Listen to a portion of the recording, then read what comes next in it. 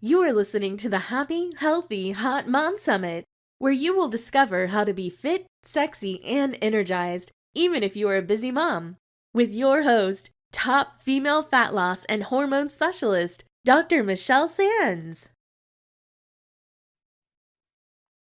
Hi, and welcome back to the Happy, Healthy, Hot Mom Summit. I'm your host, Dr. Michelle Sands, and today we have Elizabeth Walling here. She's a health and wellness blogger at thenourished.life.com. She's an author.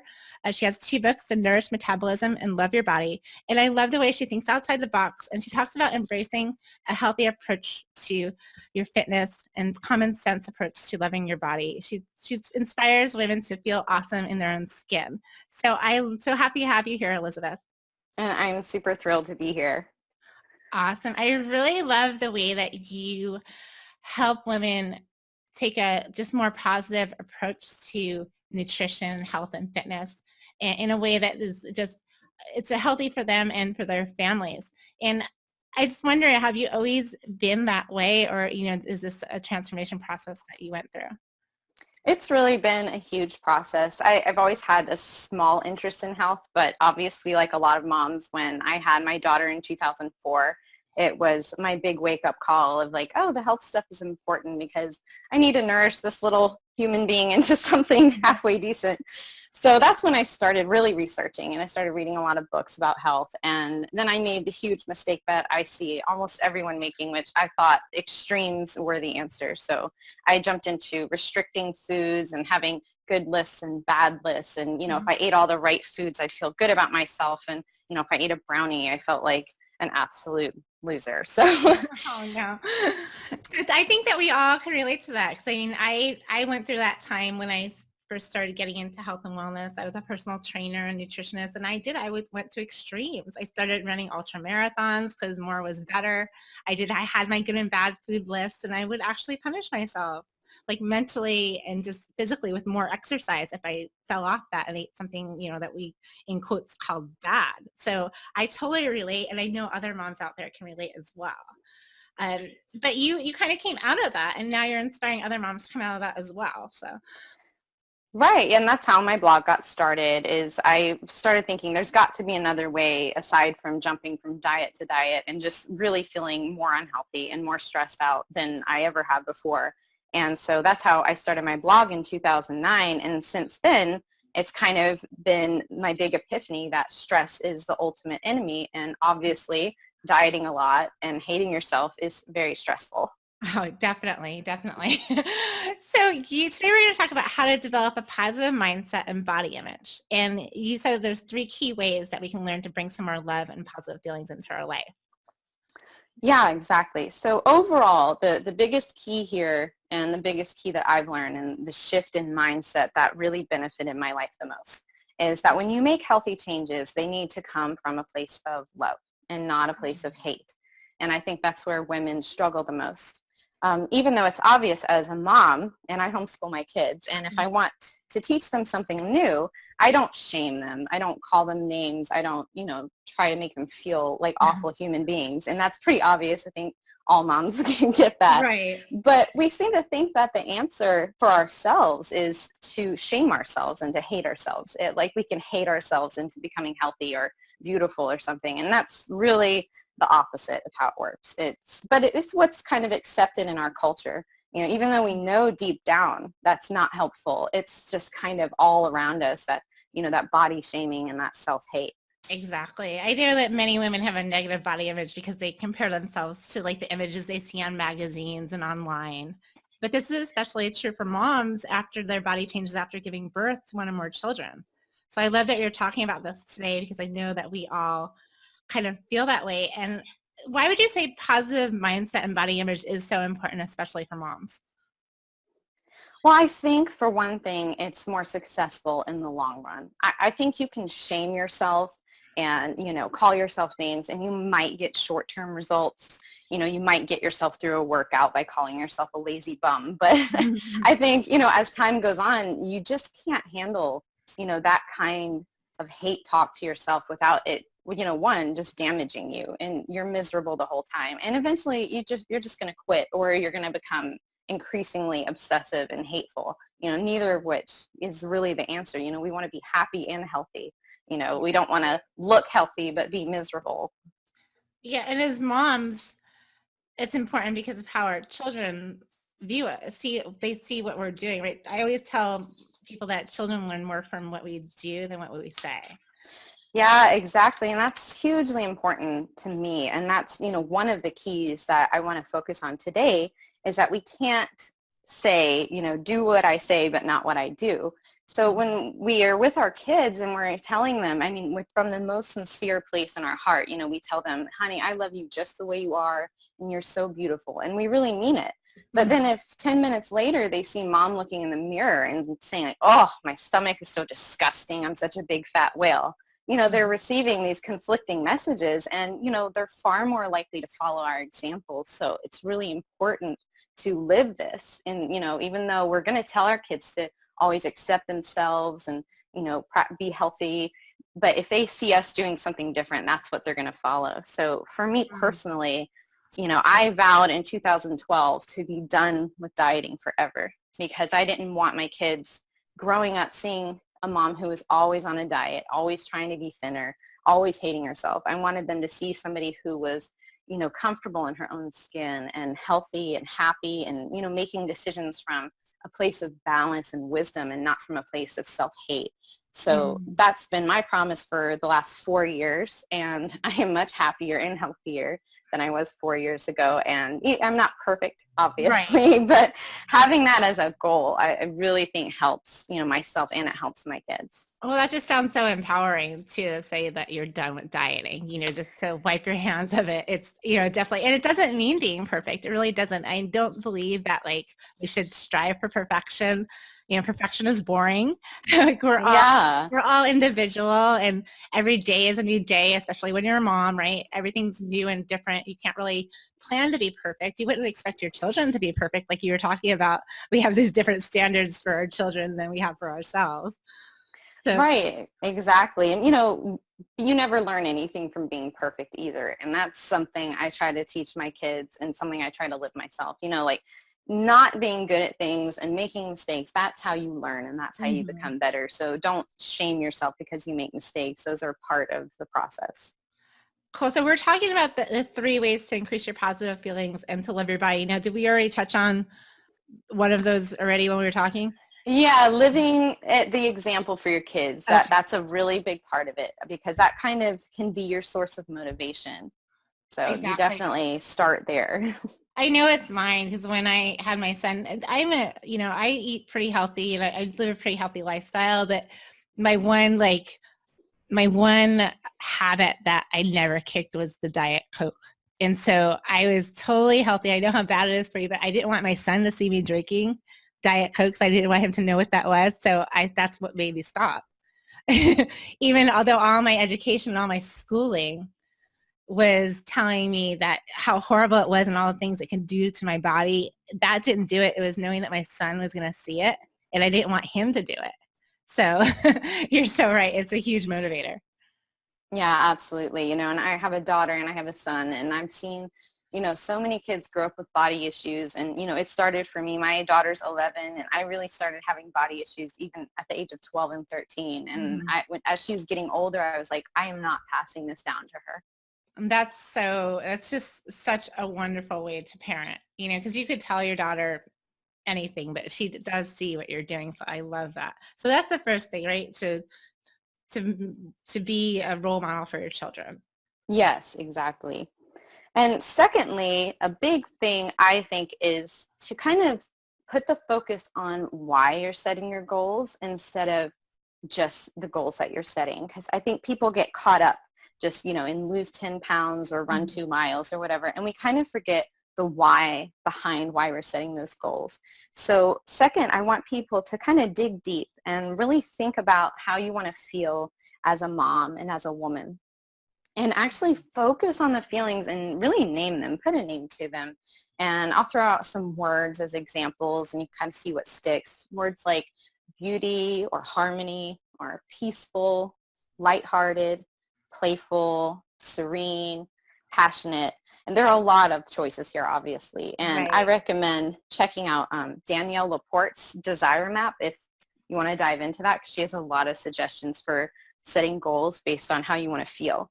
That's Um, awesome.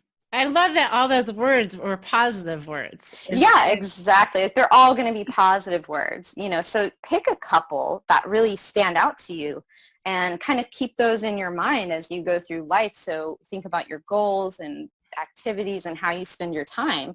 So for instance, if you pick, say, harmony and playfulness, you're going to think, is this activity bringing those feelings into my life, or is it taking those things away? And you can start seeing patterns of what's sort of adding to your life and what's detracting from it, and see if you can make some changes based on that. Wow, that's wonderful. Because I know a lot of times when we go back to the old ways of, our goal is to lose fat or to lose weight or to look better. It's kind of negative because you're implying that you're not good enough right now. Whereas your positive words choices to how you want to feel, that is so positive. It's really more motivating when you think about those things. So I love that. Yeah, it really is. And you get, your life becomes enhanced. Like I know for myself personally, and I know a lot of women, if your goal is to lose 10 pounds and you do lose 10 pounds, you kind of have a sense of accomplishment about that. Right. But it almost never really brings, more positive feelings into your life. It's just kind of like this side thing where like, oh, I'm 10 pounds thinner and the rest of my life still feels the same. You realize it doesn't actually like make this big change happen. So I like to look at things from sort of the whole life perspective of how I'm feeling in every area of my life, and making sure that my relationship with my body and my goals for, getting healthy they're fitting into the way I want to feel. Exactly. That's huge. So that's awesome. Now, I think that this is all really resonating. It's really resonating with me. I'm pretty sure it's resonating with all the listeners. And I'm dying to know what that final piece is, the last step in the puzzle, number 3. Well, going along the same thing, we need to stop focusing on our flaws and on a number on the scale and these really trivial things, and start putting the focus on the positive things. Because when you have this obsession with your body and with food, I've seen so many emails from women coming to me, and you see a lot different words from the list that I was just saying. You see words like control and anxiety and confusion and hopelessness and crazy, all these kind of negative words, and we all struggle with these feelings. And I really believe that comes from making decisions from that place of hate, making decisions based on negative emotions. So, you can't stop yourself from thinking negative things. You have to replace the negative patterns with more positive patterns. Exactly. So one thing I recommend is, make healthy changes based on things that make you feel awesome. So for instance, with exercise, don't just do what someone tells you to do when it comes to exercise, because the right exercise for someone else might not be the right one for you. So move your body in a way that makes you feel energetic and powerful and happy, and focus on how the exercise makes you feel as a person, while you're doing it and afterward, instead of just maybe what someone said, oh, this is the best exercise for this or that. Let your body decide, and it could be anything. It could be kickboxing or dancing or yoga or swimming or weight training. It could be anything. And just kind of make sure you're thinking outside of the box and focusing not only on how movement is healthy for you, but also that doing something you love is healthy for your mind. So it's good to combine those two things. I love that. I always tell my clients to think back to a time when they were young and when they felt like free, when time that they were young and they were moving, that they felt really great. And for some people, it's like playing a team sport. And for some people, it's like dancing in their living room. But it all depends on who you are and your personality. And you're right. If you try to put yourself into a box and do the exercise or the movement that somebody else says is like the best or better, or that they like, then you start adding that stress onto you because you really don't like it. And now you have to force yourself to do something that you don't really like. So yeah, I totally agree. Exactly. And you want these to be lasting things. It's not important what you do over the next 2 weeks as much as it's important what you do over the next year or 5 years, so think long term about what's going to move you in this positive direction. Awesome. So I know we talked a lot about positive outlook and body image, but for those who are struggling with their body image, what are a couple maybe things that they can do put into practice in their daily lives that might help them get out of that negative body image trap? Well, first, I want you to think about how you treat something you love, or more accurately, how you treat someone you love. Mm. And it's pretty obvious, if you're thinking about someone else, you take care of them, you forgive them, you have fun with them, you're honest and flexible with them. So when it comes to yourself, try to treat yourself like someone you love. And sometimes when you're struggling with the feelings in the beginning, it's really hard to feel like you love your body. So sometimes it helps to go through the motions and just do the basic things, set aside time for yourself to just take care of yourself. If you need time to meditate or read or, take a walk, whatever the little things are that make you feel taken care of, do those little things for yourself. Awesome. Yeah. So just like honoring your body and like honoring yourself, I think is so important. Yeah, like treat yourself like a human being, I think you're so right. I think as women and as moms, a lot of times we give so much of ourselves, our love, our time. We're such givers that we don't take. We need to support ourselves mentally, physically, and spiritually if we're going to be able to keep giving. So I think in order to like help support your children and your family and your loved ones in supporting them and having positive emotions and feelings, like if you don't do that yourself, it's kind of hard. Right. They say you can't serve with an empty vessel, I and love that is so important. And, I used to get caught up like, oh, why am I so snappy with the kids? And, I'm thinking I'm a bad mom, but really I wasn't taking care of myself first. And of course, if I'm sitting there hating my body like crazy and I'm obsessed with all these things, of course I'm going to snap at my kids. My mind is in such a negative place. So instead of focusing on how I'm treating my kids, focus on what's causing me to feel that way and kind of working backwards. And it's made a huge difference. Beautiful. So this is really empowering, just taking the mindset of treating yourself like a person, like how you would treat somebody else. I don't think that like we think about that a lot, and it's so like basic, yet it's so impactful.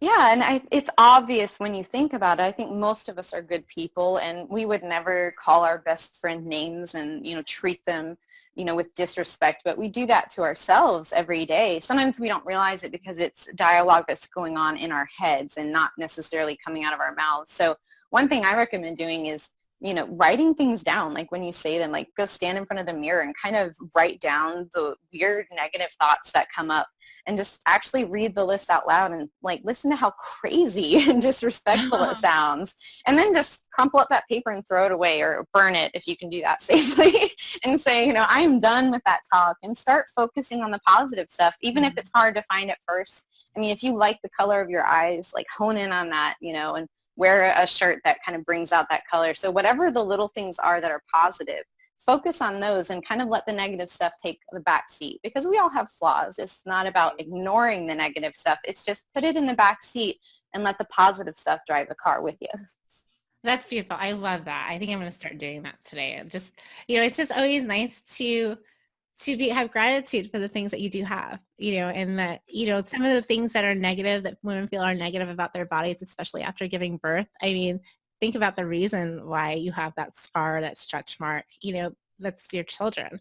So, just understanding that, like, you do have so much beauty and love and just the wonderful things in your life and in your body.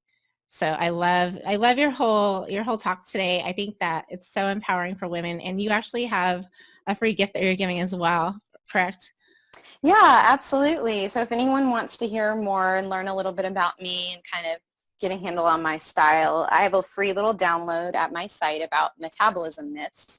And it kind of ties into what we've been talking about today and kind of my approach to health. And you can download that at livingthenourishedlife.com/summit. Awesome. And I'll also put a link below the audio here for everybody. So you can just look under this audio that's playing and just grab that link and go visit Elizabeth at our website. And she has a lot of great just content on there. It's very empowering and inspiring. So Elizabeth, thank you so much for being here today. I've been inspired by everything you said. Well, thank you so much for having me, Michelle. This has been really fun. Awesome. Have a wonderful day, and we'll be talking to you soon. Bye-bye. All right. Thank you so much for tuning in. I hope that you received a lot of value out of this interview. I know that I did. I want you to open up to the possibility of making this new year the greatest opportunity that you have had so far to improve your life. This is about breaking out of paradigms. It's about learning the art of living. It is about honoring who you are as a woman as you discover who you are as a mother. It is about taking care of your body, mind, and spirit so that you can take better care of your family and be a shining example, a role model for your children so that they can grow up to be healthy, happy, and successful. I promise to continue to bring you educational, empowering, and inspiring content to help you achieve the body that you dream about and the life that you are meant to live. Stay tuned for more value-packed interviews and be sure to check out all the resources on my website, metabolicmama.com. Until next time, wishing you a happy, healthy, hot day. Take care, mamas.